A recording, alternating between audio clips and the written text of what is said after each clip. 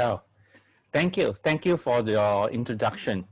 Uh, it is indeed a very great privilege for me to come and share with you about my writing journey. To talk, thank Paul for this opportunity.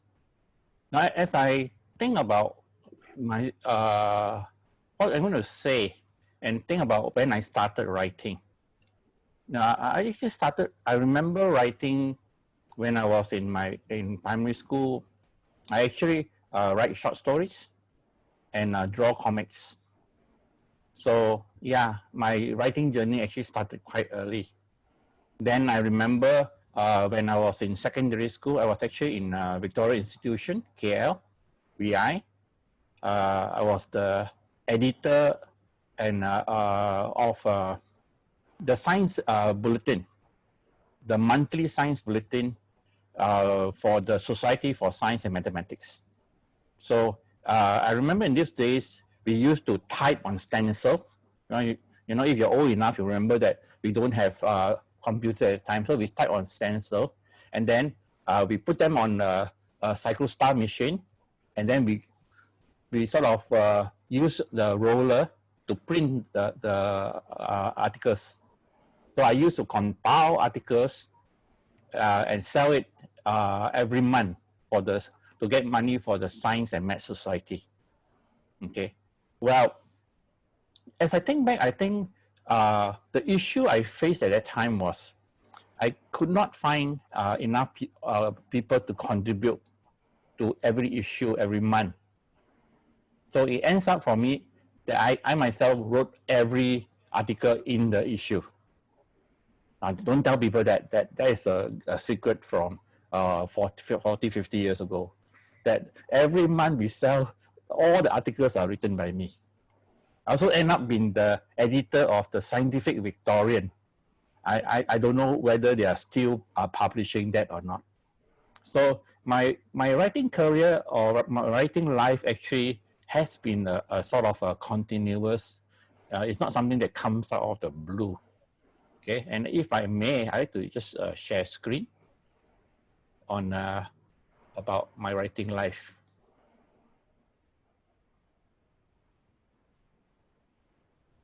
So, Christopher has graciously sort of shared what I do. Okay, I'm one of those crazy guys that do a lot of things at one time.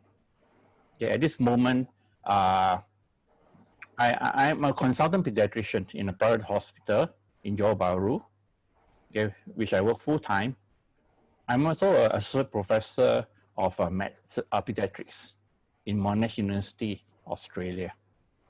At one time, I was very deeply involved in hospital administration, but less so now. Also involved in NGO, especially as helping the poor and the sick. I'm presently an elder of a church, and I teach practical theology in the seminaries in Asia and the world. And that is one of my passion. I'm involved in preaching and teaching. I usually preach at least once or twice a week before the MCO. Okay, so when the MCO came, or MCO is now, I still preach, but I preach online. So I record video, I record sermons rather than preaching in person, which is kind of fun because then I don't have to travel so much. And I'm also a spiritual director. I offer spiritual direction online and in person. So these are sort of the things that I do. And everybody will ask, hey, where you got so much time to do all this? I still don't know. I mean, if I discover it, I'll tell you. But at this moment, I do not know how much time I have. Okay? So what is the one that drives me? I think back and my passion in writing, in reading, and all that. What are the things that drives me to write, to spend time writing? Because writing is not easy. Okay, I mean for me it's not easy anyway, but it takes a lot of work and a lot of effort.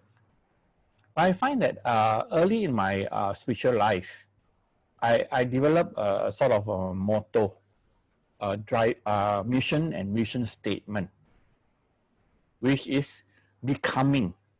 I think the first step is that I must become a disciple of Jesus Christ. Becoming and nurturing disciples of Jesus Christ. Okay, so that is my life vision. I want to disciple and nurture disciples of Jesus Christ with informed minds. Okay, I just don't want them to just for blind followers. Okay, but able to have critical thinking. That's why informed mind, hearts on fire. So not just following, doing because of duty, but passionate in what they do. And contemplative in actions. Okay, so the contemplation is in the action. That means they must be reflective in their life. And this is my driving vision and mission. And I find that it drives me in what I do. It gives me the passion. And in times when I'm discouraged, in times when I'm tired, okay, I think back to this and say, yeah, how can I do that, Lord? How can I fulfill my mission? So I'm going to share my writing story in form of the books I published, so that you can have an idea on how is it like. The first book, before that I've been writing a lot of articles for Asia Beacons and all this. I also been writing for medical journals. Okay, so yeah, the first book that was published was actually published in 2005. That year I published 2 books. The first book is actually Random Musing from a Doctor's Chair, which I still like the cover. I think it's the best cover, the little bear on the chair. Yeah. It was at a time when I was thinking that how can I spread my message in a wider context. Okay, I'm already preaching, I'm already teaching, but when I preach and teach, I see a smaller audience, only the people in the church. So I think that maybe I should go into publishing. Okay, I prayed about it and discerned that if I go into publishing, people can buy the book and people can read it for and see how is it. Okay, so then I decided to go into publishing, publishing books. So Random Musing is actually written in the clinic itself. Okay, I begin to write when in between patients, which is a very interesting way of writing, because in between patients, about 3-4 minutes, I just scribble a few lines, and then in between, so much so that sometimes if I have no patient, I cannot write. So it becomes a form of habit for me. So while that, I also want to, I was also interested in biomedical ethics, because I find that the church has always been reactive rather than proactive. Okay? In the reactive in the sense that the world comes up with something new, and then the Christian only react. So I want to examine mercy killing, okay, and publish a book about it. So it takes me about 2 years to write this book. Okay, 1 year of research and 1 year of writing. Okay, so this is a book published in 2005. That's about 15 years ago. Okay, now people are still reading it, and I just have the email from the editor or from the publisher asking me for a new edition, which I'm working on it.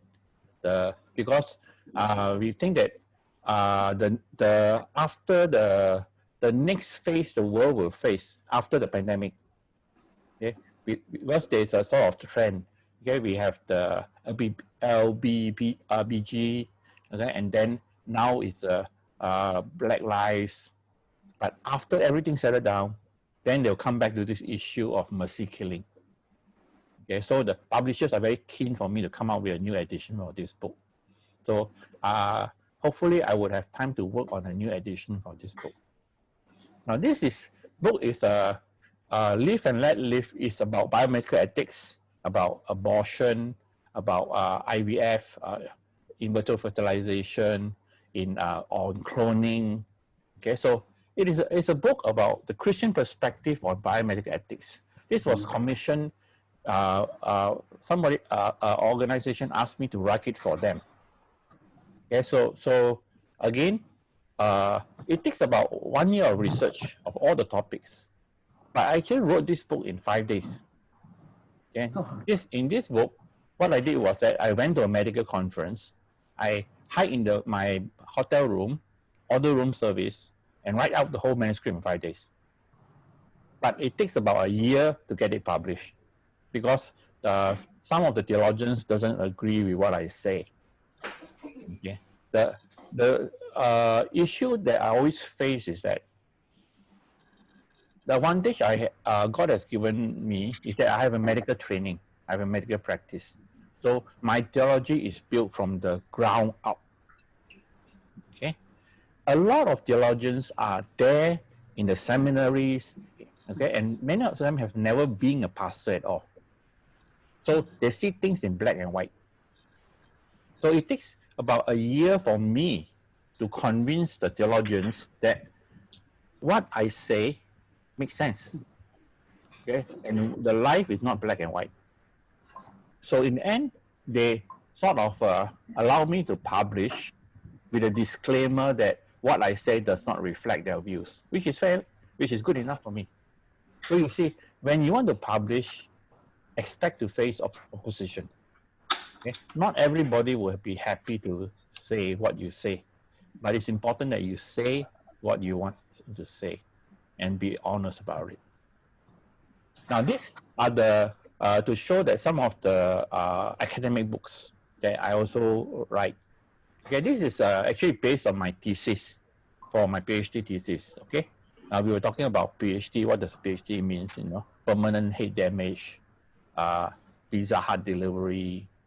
Okay, so it takes about 5 years for me to do my thesis of 100,000 words. Okay, and I have to do 14 revision before they accept that. It take about I spent 2 years to rewrite the thesis so that it can be understood by the lay people. I think the problem with a lot of academic writing is that it's so hi-fi that only 3 people in the world can understand. And I don't want my writing to be like that. Okay, so I rewrite the whole thing into a form that is easily understood, and now I use it as a textbook for when I teach courses on spiritual formation.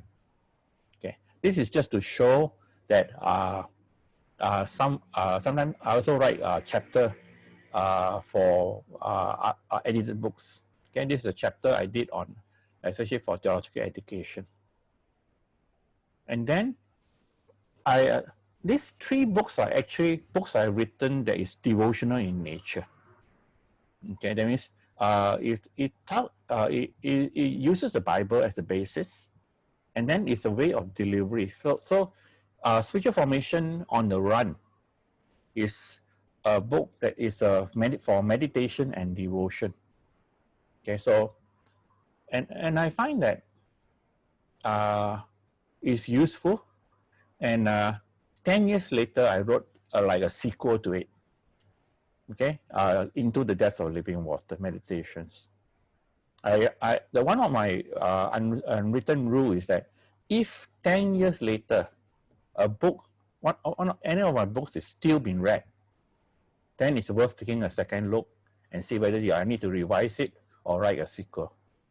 So this book is still being read, and in fact, it has just been translated into Mandarin, which will be published this year, and it's being translated into BN.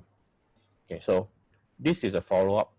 This is another book, okay, also on meditations and Christian life, but I wrote it in the form of a parable, in form of stories about the little monks and monastery.